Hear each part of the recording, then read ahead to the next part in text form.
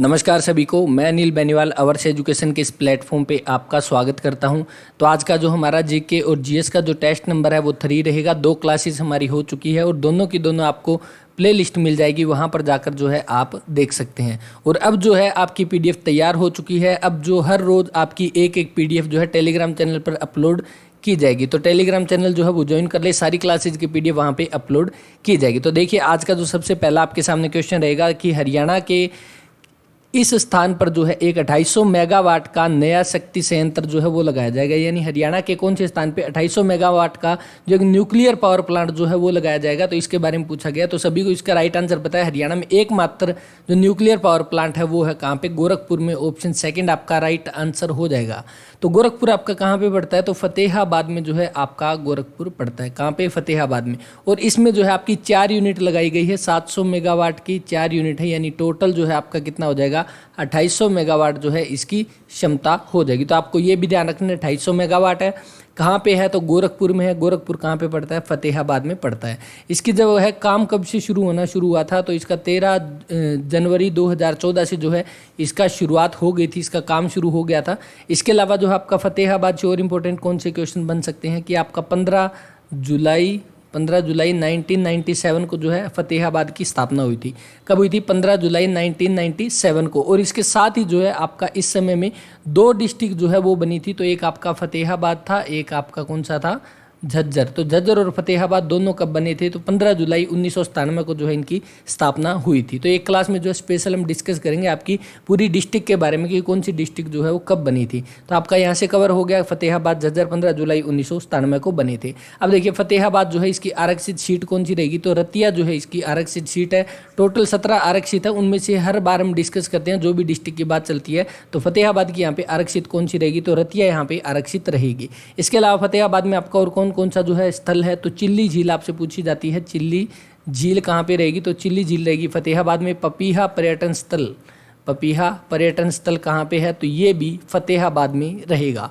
फतेहाबाद की स्थापना कब हुई? तो सभी को इसका राइट आंसर पता है। 1351 में किसके द्वारा की गई? फिरोज शाह तुगलक के द्वारा। और इसका नाम रखा गया उसके बेटे फतेह सिंह के नाम पर। तो इतनी चीज़ें यहाँ से कवर हो चुकी है। फतेहाबाद से सारे क्वेश्चन जो है काफ़ी इंपॉर्टेंट है। अब देखिए ये जो क्वेश्चन है ये आपके पीछे वाले जो आपके HSSC कांस्टेबल के एग्जाम में ये क्वेश्चन पूछा गया था कि संविधान का वह अनुच्छेद जो जम्मू और कश्मीर को विशेष दर्जा देता है नहीं, यहाँ पे था आएगा, क्योंकि अभी जो है धारा 370 को समाप्त कर दिया गया है। कौन सी है? ऑप्शन ए यहाँ पे राइट आंसर था। अब देखिए धारा 370 जो है उसको क्या समाप्त कर दिया गया और कब किया गया? तो 5 अगस्त 2019 को जो है धारा 370 को खत्म कर दिया गया। और उसके बाद यहाँ पे जो है 31 अक्टूबर 2019 को जो है 2 यूटी बना दी गई। यानी कश्मीर में जो है जम्मू कश्मीर को डिवाइड करके एक जम्मू कश्मीर और एक दूसरा लद्दाख, एक यहाँ से क्या एक जम्मू एंड कश्मीर और दूसरा आपका लद्दाख। तो लद्दाख और जम्मू कश्मीर इन दोनों को यूनियन टेरिटरी बना दिया गया। कब? 31 अक्टूबर 2019 को। याद रखना है, काफ़ी इंपॉर्टेंट डेट है। 5 अगस्त 2019 को जो है ये धारा 370 को समाप्त किया गया था। तो यहाँ पे देखिए जम्मू कश्मीर की यहाँ पे बात हो रही है। तो जम्मू कश्मीर के अभी वर्तमान में जो है उपराज्यपाल कौन है? तो उपराज्यपाल कौन है? तो ये भी ध्यान रखना है। उपराज्यपाल कौन रहेंगे? तो मनोज सिन्हा रहेंगे। कौन?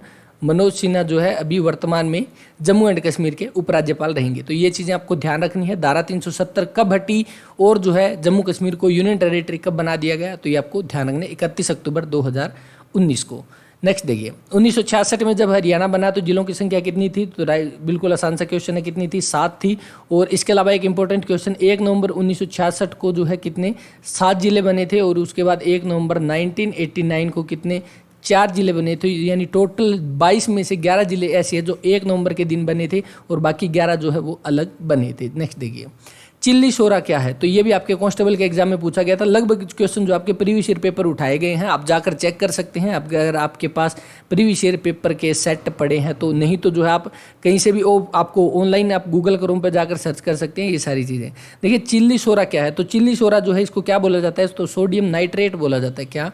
सोडियम नाइट्रेट जो है वो बोला जाता है चिल्ली शोरा को। और इसका नाम जो है वो चिल्ली शोरा क्यों है? क्योंकि इसके जो है सोडियम नाइट्रेट जो इसको बोला जाता है और सोडियम नाइट्रेट के सबसे ज़्यादा भंडार कहाँ पे है? तो चिल्ली में है। कहाँ पे?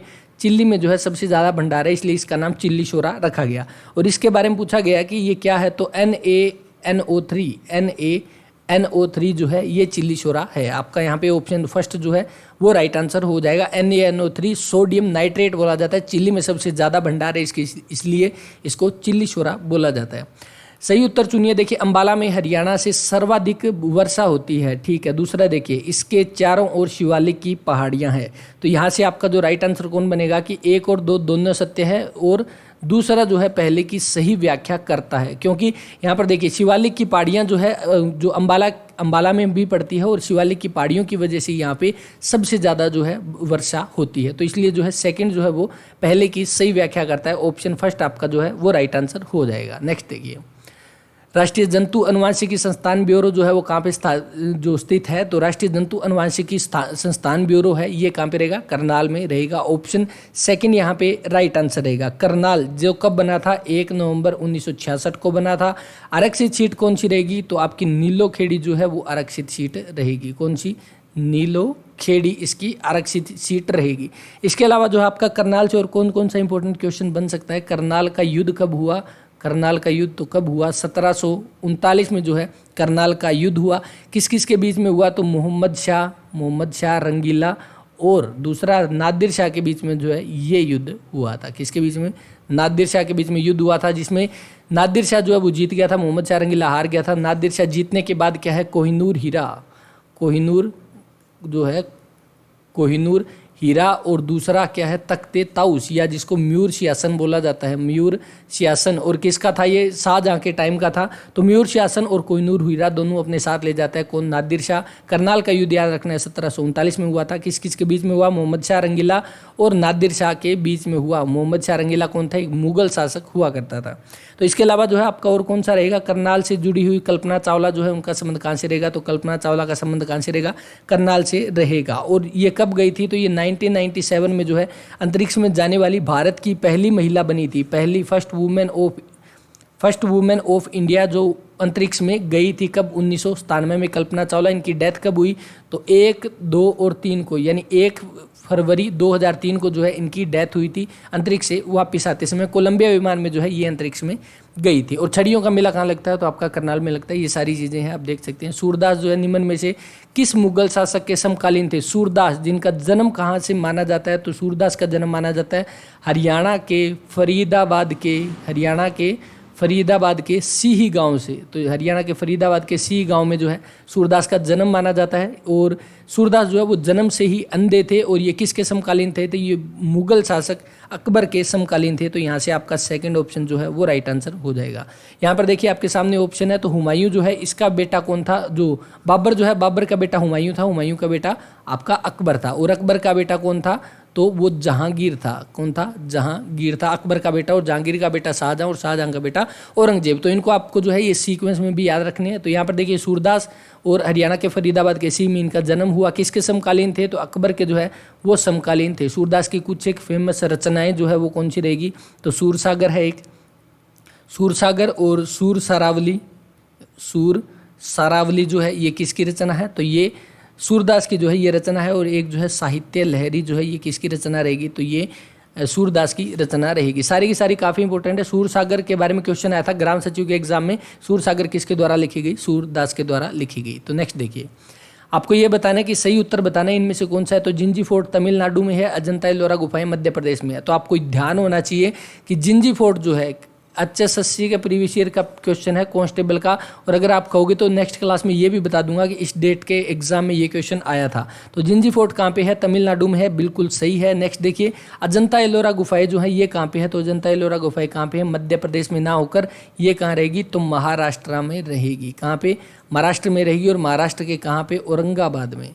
तो महाराष्ट्र के औरंगाबाद में रहेगी अजंता एलोरा गुफाएं। तो यहाँ पे आपका जो राइट आंसर जो रहेगा वो कौन सा, कि आपका सिर्फ ऑप्शन फर्स्ट आपका राइट आंसर है। तो आपका ए ऑप्शन यहाँ पे राइट आंसर हो जाएगा। तो ये चीज़ आपको ध्यान रखनी है। जिंजी फोर्ट कहाँ पे है, तमिलनाडु में है। अजंता एलोरा गुफाएं कहाँ पे, महाराष्ट्र के औरंगाबाद में पड़ेगी। तो आपको बस ये ध्यान रखना है, यहाँ पे जो क्वेश्चन पूछा गया था HSSC में, क्या पता नेक्स्ट एग्जाम में भी एज इट इज क्वेश्चन आपसे पूछ ले। हरियाणा का जो है यह लेखक उर्दू पत्रिका जो कौन सी है, भारत प्रताप के संपादक थे। तो भारत प्रताप के जो है संपादक कौन थे, और भारत प्रताप देखिए कौन सी पत्रिका थी, तो उर्दू पत्रिका थी। कौन सी, उर्दू पत्रिका थी भारत प्रताप। और इसके लेखक कौन थे, तो बाल मुकुंद जो आपके गुप्त हैं ये इसके लेखक रहेंगे। ऑप्शन फर्स्ट आपका जो है वो राइट आंसर है, बाल मुकुंद गुप्त। कहीं कहीं पे जो है इसके बारे में ये भी दिया गया है प्रताप नारायण मिश्र, क्योंकि यहाँ पे देखिए प्रताप नारायण मिश्र के द्वारा भारत प्रताप का संपादन किया गया, लेकिन जो है चशसी के द्वारा क्या माना गया है, बाल मुकुंद गुप्त जो है वो माना गया है। तो ऑप्शन फर्स्ट आपका राइट आंसर हो जाएगा। बाल मुकुंद गुप्त है जो है इनकी कुछ एक और रचनाएं हैं जो एग्जाम में पूछी जा सकती है। तो शिव शंभू के चिट्ठे जो है ये किसकी रचना है, शिव शंभू के चिट्ठे रचना रहेगी बाल मुकुंद गुप्त की। इसके अलावा खेल तमाशा भी बाल मुकुंद गुप्त की रचना है, और आपकी एक खिलौना जो है ये भी इन्हीं की रचना है। तो ये चीज़ आपको ध्यान रखनी है, ये एग्जाम में नेक्स्ट एग्जाम में ये चीज़ें पूछी जा सकती है। भारतीय संविधान में समानता के अधिकार के संदर्भ में निम्न कथनों पर विचार करिए। तो सबसे पहले आपको पता होना चाहिए ये अधिकार कौन से समानता के अधिकार, तो ये मौलिक अधिकार के बारे में यहाँ पे जिक्र हो रहा है। किनका, मौलिक अधिकार के बारे में, जो कहाँ पे है, भाग 3 में है, भारत के संविधान के भाग 3 में है। कहाँ से कहाँ तक, 12 से 35 तक है, 12 से 35 तक है भाग 3 में, और आपके मौलिक अधिकार रहेंगे, इसके बारे में पूछा गया है। और यहाँ पे जो है आपका जो फर्स्ट आपका जो रहेगा समानता का अधिकार, और समानता के अधिकार में आर्टिकल जो 14 से लेके 18 तक रहेंगे आपके समानता के अधिकार। तो आप यहाँ से देख सकते हैं 14, 16, 17 और 18 नहीं है, यहाँ पे 19 रहेगा। तो ये आपका पहली बात तो ये कि आपका समानता के अधिकार में नहीं आता आर्टिकल 19। आर्टिकल 19 जो है ये आपका किससे जुड़ा हुआ है, तो ये स्वतंत्रता के अधिकार से जुड़ा हुआ है। स्वतंत्रता का अधिकार जो है इससे जुड़ा हुआ है आपका आर्टिकल 19। और उपाधियों का उन्मूलन जो है ये क्या है, तो ये आपका पड़ता है आर्टिकल 18 में। तो आर्टिकल 18 में है उपाधियों के उन्मूलन के बारे में कहा गया, उपाधियों के अंत के बारे में बताया गया है, तो वो आपका आर्टिकल 18 रहेगा। तो आपका यहाँ पे देखिए कथनों पर विचार करना है, यानी आर्टिकल 14 में क्या कहा गया, कानून के समक्ष जो है सभी समान है, बिल्कुल सही है। आर्टिकल 16 सार्वजनिक रोजगार में सम्मान है, ये भी सही है। आर्टिकल 17 अस्पृश्यता का अंत, अस्पृश्यता से जुड़ा हुआ काफ़ी इंपॉर्टेंट पॉइंट है, याद रखना, एग्जाम में बहुत बार रिपीट हो चुका है। और आर्टिकल ये यहाँ पे 19 की जगह यहाँ पे 18 आएगा, उपाधियों के उन्मूलन यानी उपाधियों का अंत। यानी यहाँ से आपका जो है चारों कथन में से ऑप्शन डी जो है वो गलत है, बाकी तीनों सही रहेंगे। नेक्स्ट देखिए, निम्न में से कौन सा देश जो है महान भौगोलिक रचना भारतीय उपमहाद्वीप में शामिल नहीं है, तो इसमें आपका जो राइट आंसर जो रहेगा वो कौन सा, ऑप्शन ए आपका राइट आंसर रहेगा म्यांमार। और म्यांमार की राजधानी आपको पता होनी चाहिए कौन सी है, तो नाए पाए ताई जो है ये म्यांमार की राजधानी रहेगी। तो आपको बस ध्यान रखना है नाए पाए ताई। बांग्लादेश जो है इसकी आपकी राजधानी कौन सी है, तो इसकी इस्लामाबाद जो है, इस्लामाबाद जो है पाकिस्तान की राजधानी है। बांग्लादेश की राजधानी कौन सी है, तो ढाका रहेगी। भारत की जो है अभी दिल्ली है, लेकिन दिल्ली जो है कब बनी, 1911 में बनी। 1911 से पहले जो है कौन सी राजधानी हुआ करती थी, कोलकाता जो है वो राजधानी हुआ करती थी। और 1911 के जो आपके दिल्ली दरबार में जो है, दिल्ली दरबार में ये घोषणा की गई थी कि अब से जो है राजधानी कोलकाता से दिल्ली को शिफ्ट कर दिया जाएगा। तो यहाँ पे आपका जो राइट ऑप्शन बनेगा वो ऑप्शन नंबर फर्स्ट बनेगा। नीली क्रांति जो है वो किससे संबंधित है, तो आपको राइट आंसर पता होगा। नीली क्रांति जो है वो किससे संबंधित रहेगी, तो वो रहेगी मछली से संबंधित। ऑप्शन डी आपका राइट आंसर है, मछली उत्पादन से संबंधित है नीली क्रांति, या ब्लू रिवॉल्यूशन बोला जाता है। क्या, ब्लू रिवॉल्यूशन जो कहा जाएगा, नीली क्रांति या ब्लू रिवॉल्यूशन किससे संबंधित है, मछली के उत्पादन से संबंधित है। दूध उत्पादन से संबंधित कौन सी है, तो श्वेत क्रांति जो रहेगी वो रहेगी दूध उत्पादन से संबंधित है। नेक्स्ट देखिए, आपकी तिलहन या दालें जो है वो किससे संबंधित है, तो ये आपकी येलो रिवॉल्यूशन से संबंधित रहेगी, यानी आपकी जो है पीली क्रांति से संबंधित रहेगी। सब्जी जो आपकी फसल है ये शायद अभी मुझे ध्यान नहीं आ रहा, बाकी कमेंट करके आप बता देना इसका राइट आंसर क्या होगा। और इसके अलावा जो है एक इम्पोर्टेंट कौन सा है, अभी जो है करंट अफेयर का क्वेश्चन रहेगा इससे आपका, कि जो है पेट्रोलियम से जुड़ी हुई कौन सी क्रांति है, तो पेट्रोलियम उत्पादन से जुड़ी हुई कौन सी क्रांति है, तो ब्लैक रिवॉल्यूशन या काली क्रांति जो बोला जाता है वो किससे जुड़ी हुई है, तो वो पेट्रोलियम उत्पादन से जुड़ी हुई है। और अभी हाल ही में जो है पेट्रोलियम मंत्री कौन है, तो पेट्रोलियम मंत्री कौन रहेंगे, पेट्रोलियम मिनिस्टर। तो अभी वर्तमान में चेंज कर दिए गए हैं, पहले कौन थे, तो धर्मेंद्र प्रधान थे, जिन्होंने भी जो पेट्रोल का रेट है वो 100+ करने के बाद अभी कहाँ उन्होंने छलांग लगा दी है, तो शिक्षा के क्षेत्र में वो पहुंच चुके हैं। तो अभी पेट्रोलियम मंत्री जो है पहले धर्मेंद्र प्रधान थे, अभी इनकी जगह हरदीप सिंह पुरी जो है वो बन गए हैं। कौन, हरदीप सिंह पुरी जो है वो बने हैं। अभी 2-3 दिन पहले ही जो है अपडेट हुई है, जिससे आपको मोदी सरकार में कुछ एक मंत्रिमंडल जो चेंज किए गए थे, उनमें पेट्रोलियम मंत्री पहले धर्मेंद्र प्रधान थे, अभी उनकी जगह हरदीप सिंह पुरी को पेट्रोलियम मंत्री बना दिया गया है। और जो धर्मेंद्र प्रधान जो थे, इनको कौन सा मंत्रालय दिया गया है, तो इनको अभी जो है शिक्षा मंत्रालय दे दिया गया है। तो देखते हैं अभी पेट्रोलियम के विभाग में जो है काफ़ी ज़्यादा जो विकास इन्होंने किया था, अब शिक्षा के भी क्या विकास करते हैं वो चीज़ देखने वाली है। नेक्स्ट देखिए, एक दिए गए स्थान और समय पर जो है वायुमंडल की स्थिति को क्या कहते हैं। तो एक दिए गए स्थान यानी एक प्रॉपर पैलेस और वहाँ के एक टाइम और पैलेस के अकॉर्डिंग जो है वहाँ की वायुमंडल की स्थिति को क्या बोला जाता है, तो वो मौसम बोला जाता है। ऑप्शन सेकंड आपका राइट आंसर रहेगा। एक फिक्स जो टाइम है, यानी एक फिक्स टाइम के अकॉर्डिंग जो है हमें वहाँ की स्थिति के बारे में पूछा जाए तो वो हमारा मौसम रहेगा। ऑप्शन सेकंड आपका राइट आंसर है। और मौसम की अध्ययन को क्या कहा जाता है, तो मौसम के अध्ययन को मौसम विज्ञान बोला जाता है। लेकिन यहाँ पे आपके सामने अगर एग्जाम में आएगा तो वहाँ पे मौसम विज्ञान नहीं लिखा होगा, क्योंकि यहाँ से जो है बिल्कुल आसानी से आप पकड़ सकते हैं। तो मौसम के अध्ययन को क्या बोला जाता है, तो मीटीरियोलॉजी जो है वो बोला जाता है। मौसम के अध्ययन को मेटीरियोलॉजी, तो आपको ध्यान रखना है मौसम अध्ययन को मेटीरियोलॉजी बोला जाता है। और एक दिए गए स्थान और समय पर वायुमंडल की स्थिति को क्या कहा जाता है, तो मौसम कहा जाता है। तो ये थे आपके आज के कुछ इंपॉर्टेंट क्वेश्चन। क्लास आपको कैसी लगी उसके बारे में अपना कमेंट जरूर दें। आप सभी का बहुत प्यार मिल रहा है, उसके लिए आप सभी का धन्यवाद। और इसी तरह से अपना प्यार बनाए रखें, इसी तरह से आपको क्लासेस मिलती रहेगी।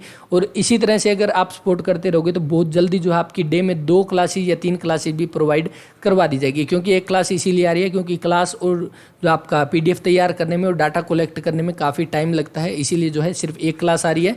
और अभी जो है बहुत जल्दी कोशिश करेंगे 2 से 3 क्लासेस भी आपकी प्रोवाइड करवा दें। तो आप अपना प्यार इसी तरह से बनाए रखें। PDF जो है अभी मैंने बता दिया कि अभी तक PDF जो है कुछ एक PDF जो है डलवाई गई थी, अभी बहुत सारी PDF आपकी धीरे धीरे हर रोज एक 2 PDF उस पर अपलोड कर दी जाएगी। तो जाकर टेलीग्राम चैनल ज्वाइन कर लें और ये इस क्लास की भी PDF आपको वहाँ पर मिल जाएगी। और इसके साथ ही जो है आप यहाँ पर जो देख सकते हैं ये वाली क्लासेस जो अभी आएगी, तो यहाँ पर आपके जो करंट अफेयर 6 मंथ के करंट अफेयर जो है वो हम कंप्लीट कर चुके हैं, तो वो जाकर जरूर देख सकते हैं। और 14 क्लास जो है ये क्लास आप एग्जाम से पहले जरूर देखें, क्योंकि यहाँ पर आपको बहुत सारा मैटर मिलेगा और बहुत सारी इंपॉर्टेंट फैक्ट हम यहाँ पे कवर कर चुके हैं। पिछले एग्जाम से जुड़े हुए बहुत सारे क्वेश्चन यहाँ पर कवर हो चुके हैं। तो इस क्लास में इतना ही। और इस क्लास की जो आपका ये हमारा 3rd पार्ट है, तीनों के तीनों पार्ट की आपको प्ले लिस्ट मिल जाएगी, जाकर वहाँ पर देख सकते हैं। और मिलते हैं नेक्स्ट क्लास में, तब तक के लिए अपना ख्याल रखें, पढ़ते रहें। जय हिंद, जय भारत।